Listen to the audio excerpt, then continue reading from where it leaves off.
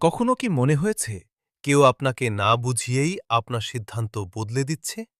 আপনি ভাবছেন এটা আপনার নিজের সিদ্ধান্ত, কিন্তু আসলে কি তাই? আজ আমরা জানব ডার্ক সাইকোলজির কিছু লুকানো সত্য আর কিভাবে নিজেকে বাঁচাবেন। পার্ট ১, ডার্ক সাইকোলজি আসলে কি? ডার্ক সাইকোলজি বলতে এমন কিছু আচরণ বা কৌশল বোঝায় যেগুলো ব্যবহার করে কেউ অন্যের চিন্তা বা অনুভূতিকে নিজের স্বার্থে প্রভাবিত করে। এটা ভালো কিছু নয়, বরং সচেতন থাকা খুব জরুরি। পার্ট ২, সাধারণ কিছু ম্যানিপুলেশন সাইন। ১, gas lighting. কেউ আপনাকে এমনভাবে বোঝাবে যেন আপনি ভুল মনে করছেন বা আপনার স্মৃতি ঠিক নয়। চিনবেন কিভাবে? আপনি বারবার নিজের উপর সন্দেহ করতে শুরু করবেন। ২, লাভ বম্বিং। শুরুতেই অতিরিক্ত ভালোবাসা, যত্ন, অ্যাটেনশন, যাতে আপনি দ্রুত বিশ্বাস করে ফেলেন। চিনবেন কিভাবে?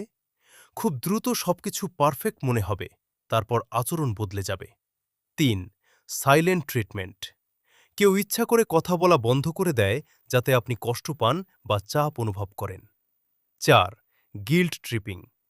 আপনাকে দোষী অনুভব করিয়ে নিজের কাজ আদায় করে নেওয়া।